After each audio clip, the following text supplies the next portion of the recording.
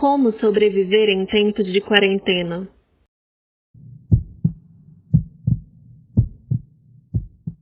No começo da entrevista foi falado assim, desse momento de isolamento, da quarentena, como um momento de aprendizagem na vida pessoal mesmo. Então, assim, fiquei pensando se vocês perceberam alguma coisa que pode ser utilizada para quando voltar para o trabalho presencial. Alguma coisa que vocês testaram por agora, que funcionou bem, que vai ser mantido.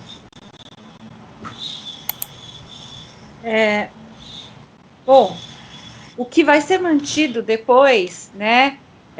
Eu acho que a gente ainda não sabe muito bem como vai ser, né? A única coisa que a gente sabe é que nós iremos iniciar um trabalho pós-pandemia muito gradual, né? E que a gente vai ter que pensar mais num trabalho mais colaborativo. Acho que as pessoas vão estar mais humanas, então isso também vai proporcionar aí um outro olhar para a pessoa com deficiência, eu espero, né, diante das necessidades, então as pessoas vão estar mais empáticas às necessidades do outro, diante de tudo que nós passamos. Então, ou estamos passando ainda, e quando nós retornarmos, eu acho que a gente ainda vai estar num momento que é tudo muito cauteloso, muito cuidado, e pensando no outro, né, e como que vai ser esse retorno. O que a gente pode pensar, né, é de valorizar os pequenos momentos juntos. Eu acho que isso vai ser o principal, né, o potencial que cada um apresenta. Por isso que eu estou muito, assim, você está achando que vai ser maravilhoso, né? Que as pessoas vão mudar? Talvez, né? Um pouco poliana, né? A gente tem que levar um pouco do que você, né? Do que você aprendeu nesse período e achar que pode melhorar, sim. Eu acho que a gente tem que perceber que cada um tem o seu potencial e ele pode ser ali explorado e valorizado nesse retorno, né? Então, eu espero muito que as pessoas voltem realmente mais humanas, né?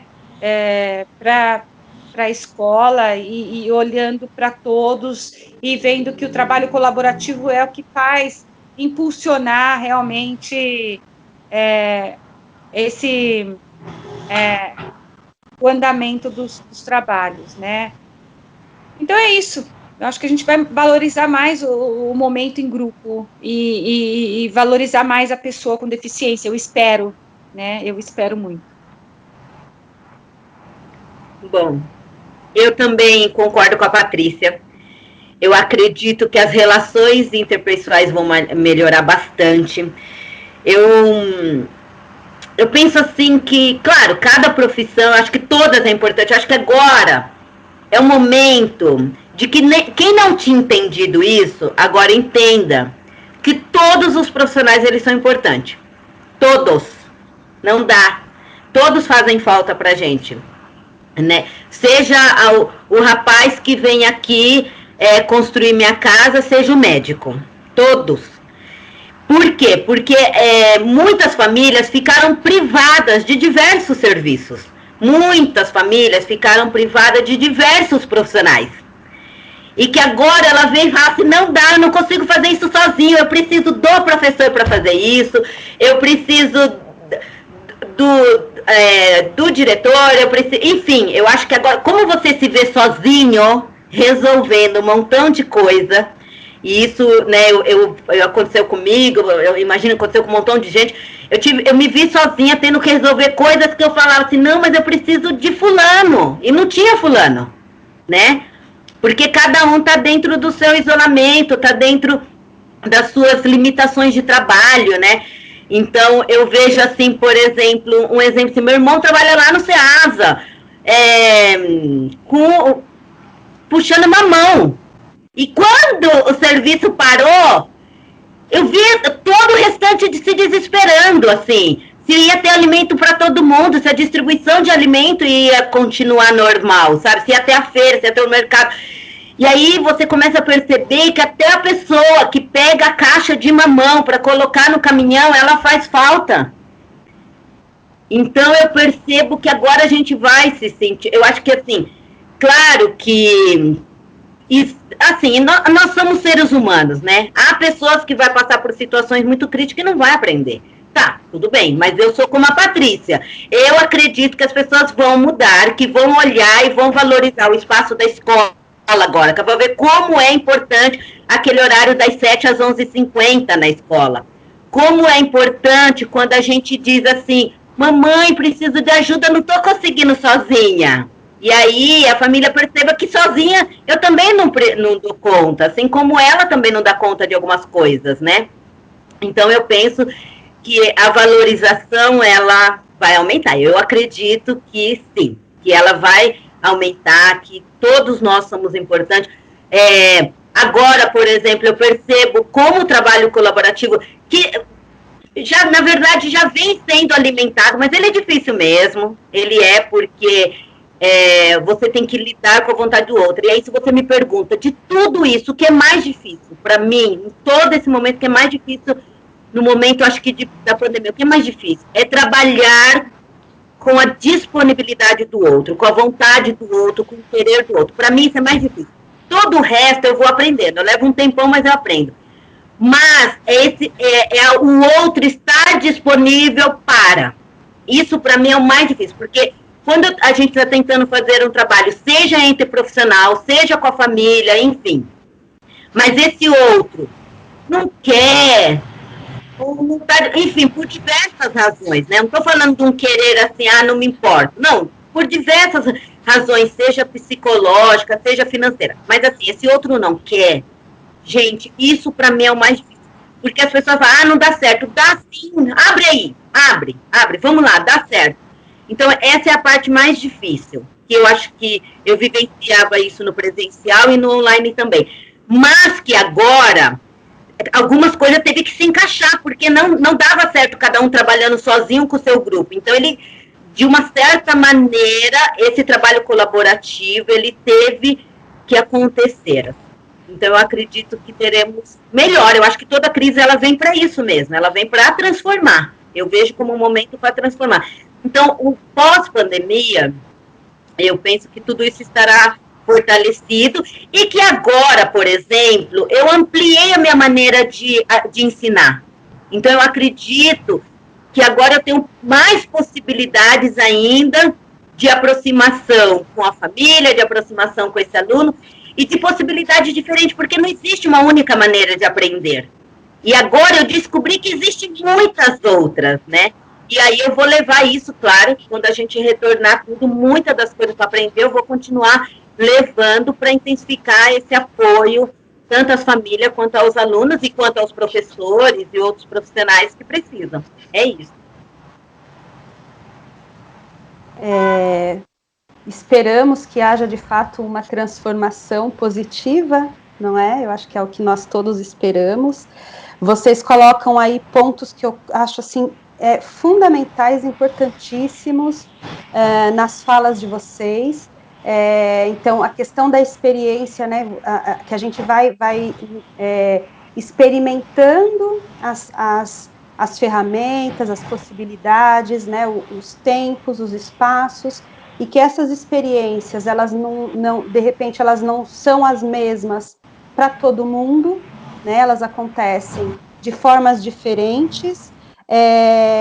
Algo também, né, que embora a gente tenha, né, vocês tiveram aí, mostraram para a gente, vocês têm aí experiências diferentes, mas eu acho que algo que ficou bem marcado na fala da Patrícia, principalmente, foi a questão de tudo bem, a gente vai testando, a gente vai fazendo, né, vai vendo as possibilidades, mas a gente necessita de uma política que oriente esse fazer.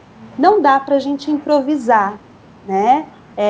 Não dá para a gente ter somente boa vontade para fazer as coisas. Então, nessa fala da Patrícia, isso fica bem marcado. Então, a gente necessita, né, de uma política que oriente esses fazeres, essas ações, e que dê visibilidade a esse aluno da educação especial, né, a esses alunos, na verdade, né, e que entenda esse acesso à escola, esse estar na escola, como um direito dele de aprender, né? E não como uma assistência, ou dependendo somente da boa vontade do professor. Então, a gente precisa, né? E aí eu acho que talvez esse momento evidencia muito mais isso, né? Do quanto essas pessoas, né? Sejam eles alunos, sejam eles pais de alunos, porque a gente também sabe de pais, né? De famílias, de mães com deficiência e que estão aí acompanhando essas crianças. Então, do quanto esse momento ele dá visibilidade a essa invisibilidade, né? Na verdade, eu acho que é isso, né? O quanto isso mostra para gente a invisibilidade mesmo dessas crianças, né? E aí ficou muito marcado a experiência em uma escola, né? Como que se dá essa relação, essa interação com a família, como é que está sendo construída esse momento, né? Numa escola que é completamente diferente da outra escola, né? E escolas, a gente está falando de uma mesma rede, por exemplo, né? Então, o quanto é diferente, né? E o quanto a gente necessita de pautar isso como uma política mesmo, né? De pautar o direito à educação como direito dessas crianças, de terem acesso ao conhecimento, né? De terem acesso a esse espaço que a gente chama de escola e que aí a fala da Isis principalmente marcou muito isso, da importância da escola, né? Como um espaço que essas famílias têm, como um espaço de reconhecimento, né? Então, qual é o nosso papel? Qual é o papel da escola? Qual é a função da escola nessa sociedade? E talvez seja isso mesmo que vocês apontaram, né? O pós-pandemia, ele pode sim trazer aí transformações nesse modo de ver a escola, de ver o professor, de ver a função social aí do conhecimento, não é? E do lugar que esses alunos ocupam dentro da escola também, né? Porque muitas vezes eles ficam ali invisíveis, né? E eu acho que isso possibilita aí um pós-pandemia, talvez com um pouco mais de visibilidade, né? Bianca, quer falar alguma coisa? Ai, acho que não. Eu tô assim, absorvendo, porque eu sinto que eu aprendi tanta coisa. Ai, ai. Deixa eu ver aqui o que mais que. Nossa, vocês falaram tanta coisa importante, né? Que daria, assim, um monte de coisas, né, para a gente conversar. Eu queria saber uma coisa, assim, a gente tá percebendo aqui que são situações diferentes, embora vocês estejam fazendo coisas muito bacanas, né? Vocês deram exemplo aí de como é que vocês estão trabalhando, como é que vocês estão lidando com isso, seja ali na interação direta com o professor, com a família e com o aluno, mas a gente sabe, também foi apontado por vocês aí, as diversas dificuldades também, né? Então eu queria saber de vocês quais são, assim, as principais demandas que vocês recebem, ou que, enfim, que vocês percebem dos professores, por exemplo, o que os professores demandam a vocês, né? Como especialistas, por exemplo. E a família demanda o quê? Além disso que a Isis comentou, né? Dessa aproximação, desse contato, teria outras coisas que chega até vocês? E os alunos, né? O que eles demandam para vocês, assim? Além dessas coisas que vocês falaram, tem algumas outras coisas ou não? Eu começo? Posso falar? Pode. Bom, então, as demandas das professoras é com relação às atividades mesmo adaptadas para encaminhar para os alunos, né?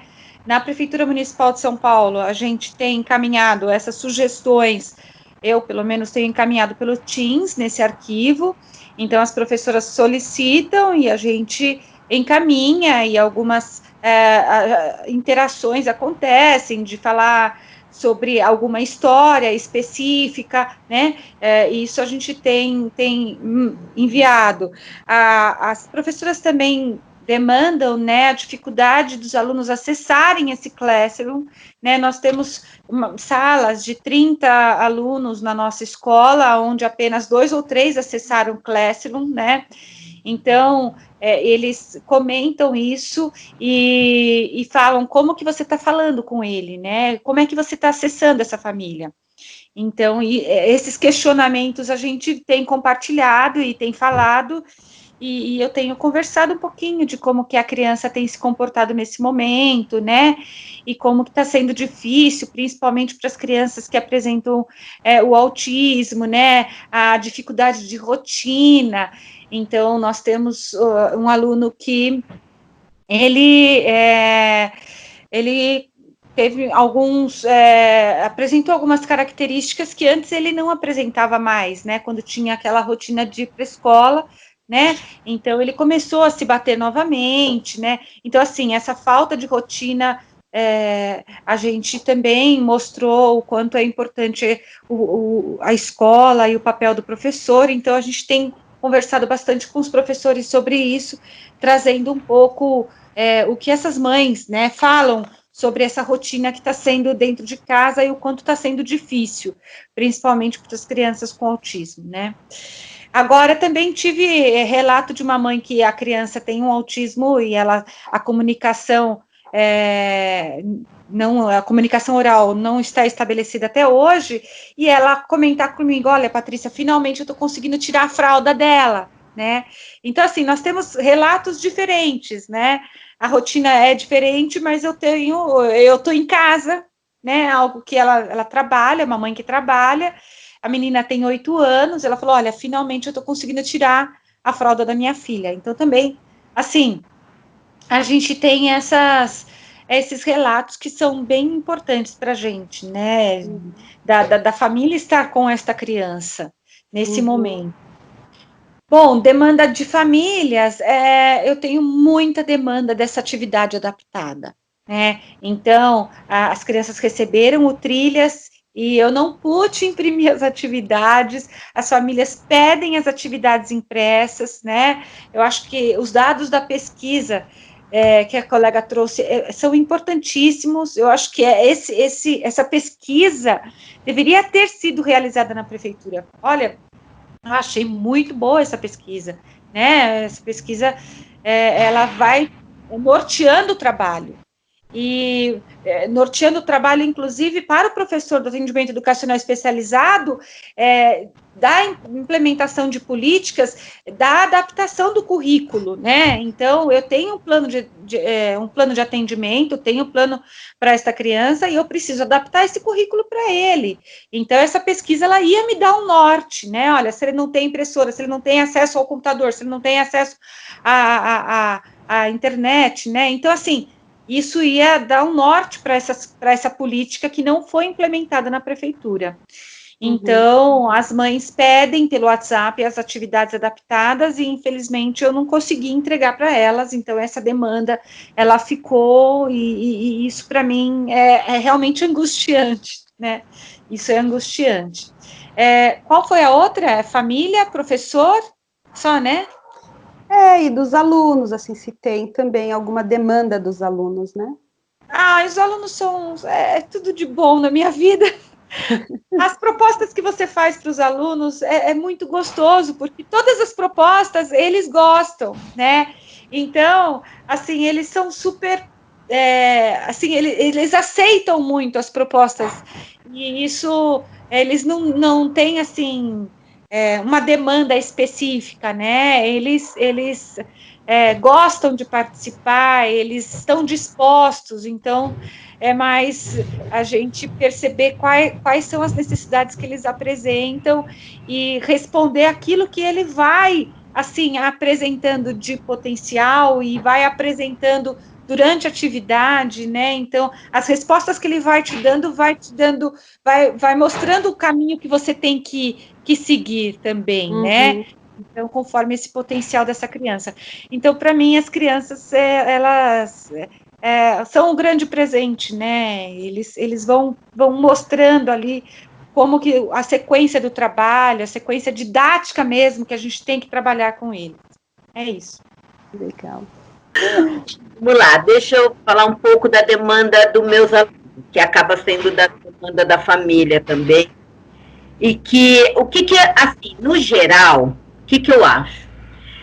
Que muitas coisas já não estavam legais antes da pandemia, né? Às vezes eu faço com o pessoal, parece que estava tudo perfeito antes da pandemia, estava tudo redondinho, e agora ficou tudo ruim. Eu não dessa forma, né? Eu acho que, assim, muita coisa que acontece agora já acontecia antes, né? Então, essas dificuldades, por exemplo, com relação à inclusão, já existia. É que agora tem algumas coisas que ficou pior. Ficaram piores. Mas essas dificuldades já existiam. Essa possibilidade do aluno ter acesso. Às vezes o menino está dentro da escola, lá, com o livrinho na mão, o professor na frente, e ele ainda assim não está sendo devidamente atendido, né? Então, eu sempre coloco assim, quando o pessoal fala, eu falo, mas isso já existia. Essas dificuldades já existiam, elas só ficaram pior. E uma delas é com relação à demanda do meu aluno, que eu acredito que é da criança, mas também é da família, que é o atendimento de outros profissionais. O atendimento para meus alunos é limitado com relação, ao, por exemplo, ao pessoal da área da saúde, é como eu disse. Às vezes esse aluno, o único profissional que vai dar mais atenção, que vai dar mais focado é o professor, é a escola. Às vezes essa mãe, o único lugar que ela vai lá e senta por 1h30 para ficar relatando todas as suas dificuldades é a escola, quando ela senta na mesa junto com o professor. Então, e aí agora o que eu percebo? Que se antes esse meu aluno não tinha acesso a esses outros profissionais, porque só o professor não dá conta de toda a demanda dele, agora ficou pior. Ele tem acesso a menos ainda a outros profissionais. E aí, por que eu digo isso? Eu tive um caso, por exemplo, de uma criança que tem muito problema com seletividade alimentar. E aí, a mãe pedindo, pelo amor de Deus, apoio do que eu poderia orientar ela com relação... E aí ele precisa de um terapeuta, ele precisa de um terapeuta que vê as questões sensoriais dele. E aí eu olhar, assim, sabe, eu ficava tão angustiada junto com a mãe, dela escrevendo e perguntando o que fazer. E eu, mãe, eu não posso te orientar quanto a isso, porque eu não tenho essa especialidade, assim. E aí a mãe, mas tá tudo fechado, eu não consigo falar com ninguém. Então eu fico pensando nessa criança, né, que já não tinha, já estava ruim, agora ficou pior. Então acho que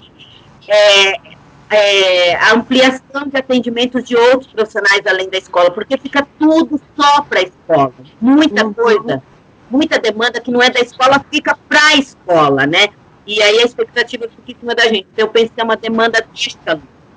Outra coisa é os adultos, né? A minha ela tem que ter muitos adultos comprometidos em volta dela. Porque eu tenho criança que, se não tiver o adulto comprometido em volta dela para auxiliar, gente, ela vai ficar sentadinha ali, vendo o sol nascer e morrer. Né? Então, eu acho que é uma demanda da minha criança. E o espaço, a demanda da família, eu percebo demanda de recursos financeiros. Eu tive famílias que alguém da família, né, perdeu o emprego, né, algumas tiveram descontos no seu salário, então a questão financeira começou a preocupar, apertar essas famílias, o apoio emocional, a motivação, que às vezes essa família, ela sozinha, não é só a família, qualquer um, até nós que somos profissionais, às vezes sozinho você não consegue encontrar motivação.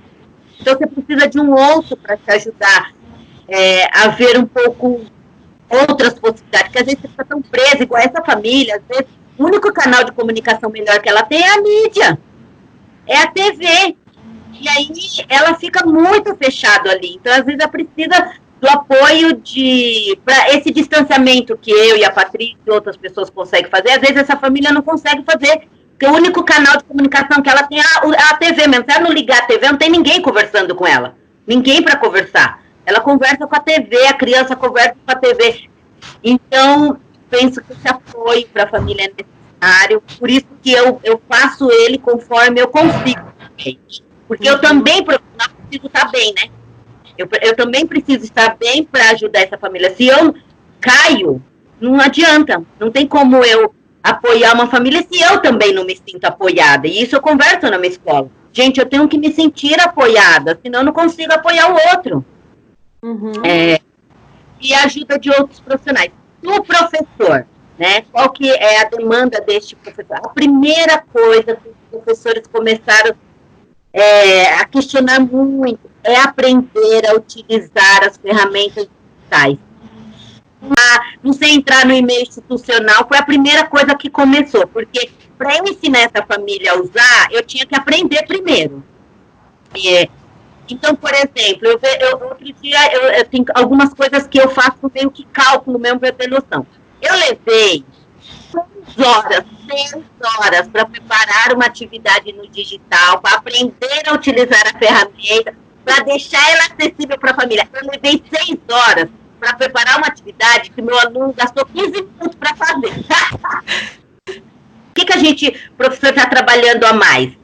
Porque ele gasta um tempo aprendendo a utilizar o recurso para depois colocar em prática. E aí eu venho trabalhando mais de 12 horas. Porque eu tenho que aprender a utilizar, depois eu tenho que ver a maneira mais didática de ensinar essa família a usar, e aí sim. Então, foi a primeira demanda do professor, é aprender a utilizar esse montão de recursos que foi colocado para a gente, né? Depois, os recursos materiais do próprio professor. Tem professor que não tem computador em casa, aí você pensa, não tem. Tem professor que não tem professor que mora na zona rural e o acesso à internet é via rádio, que também tem problema.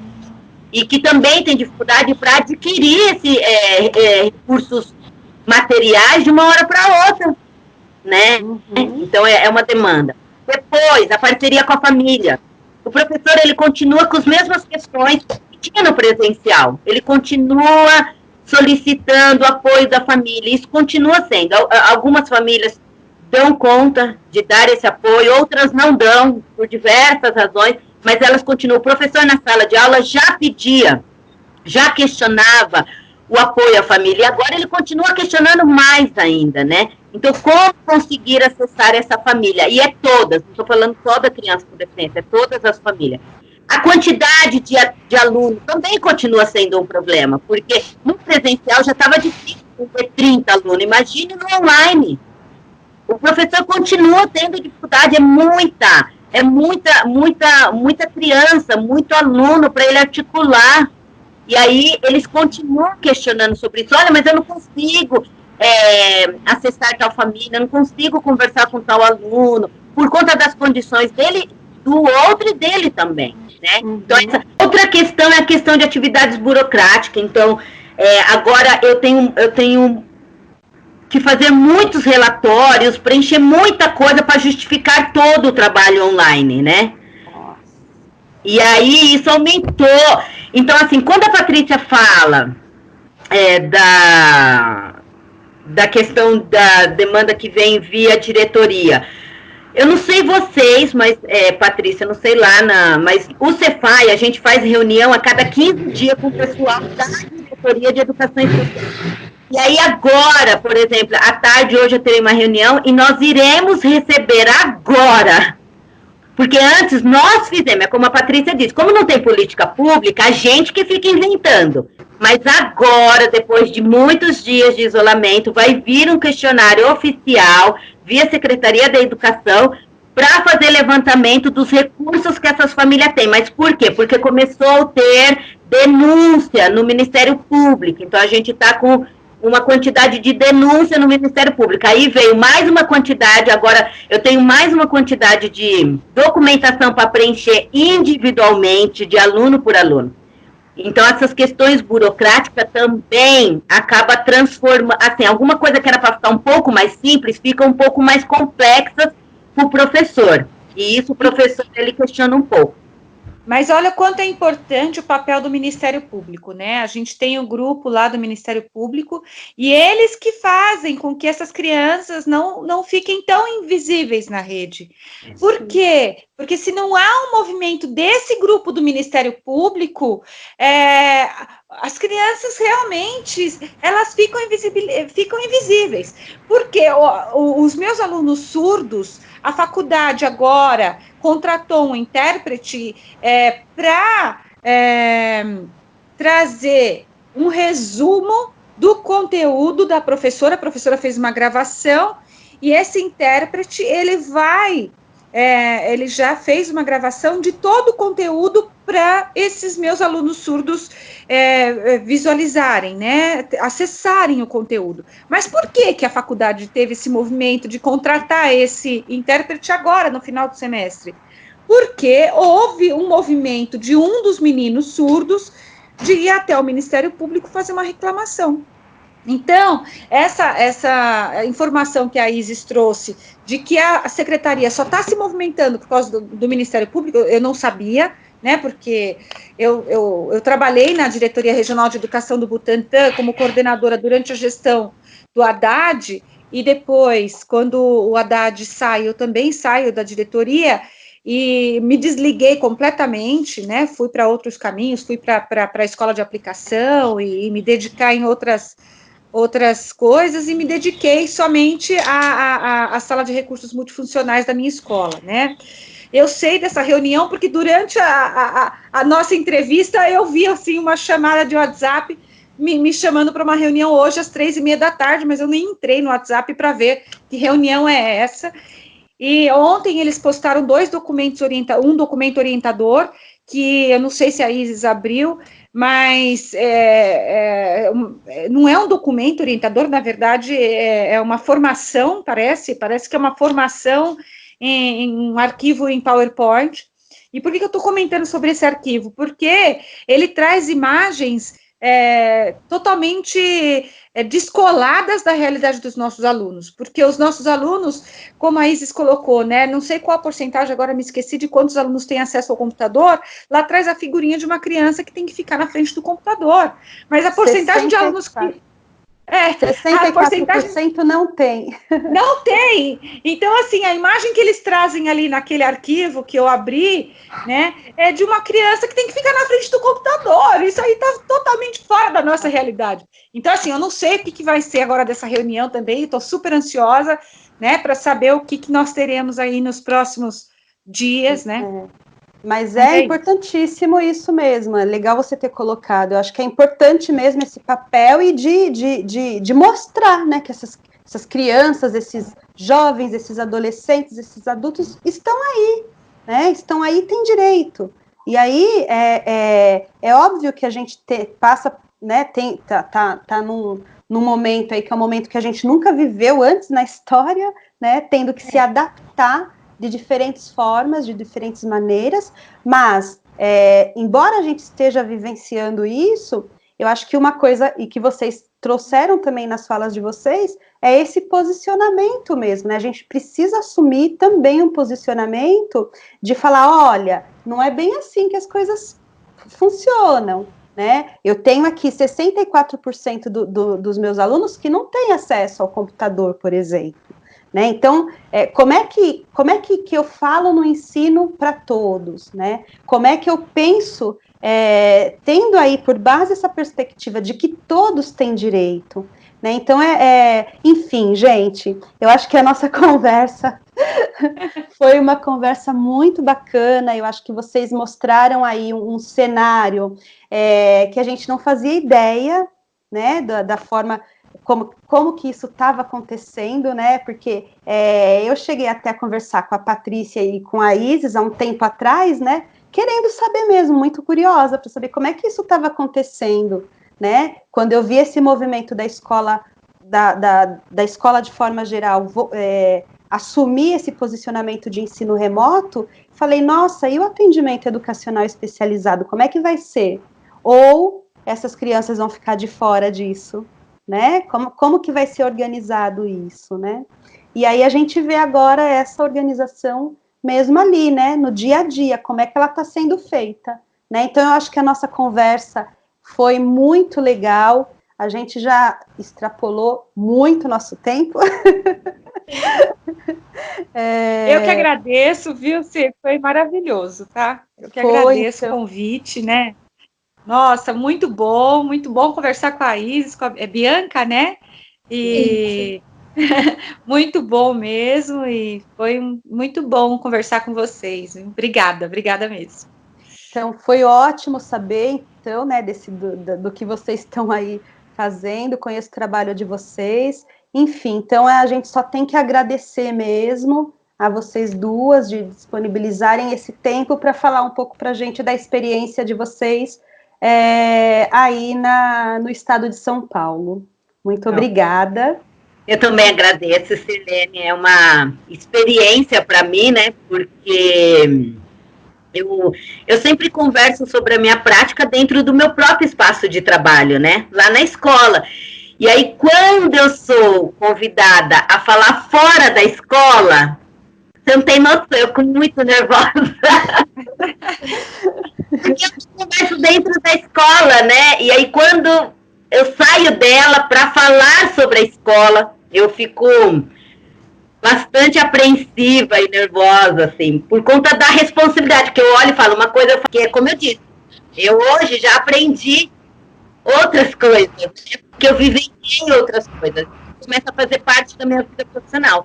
Então eu agradeço, e que legal, né, que se eu fui, se eu posso falar é porque eu tenho algo a dizer. Às vezes a gente fica achando assim, mas todo mundo já sabe disso, eu não preciso falar sobre isso está muito claro na cabeça de todo mundo. E aí você começa a ver assim que não, sempre há algo novo para aprender e também para assinar. Então, eu agradeço pelo convite. Sim, gente, eu queria agradecer também pela oportunidade. Falei pouquinho, mas aprendi muito. Obrigada. Obrigada.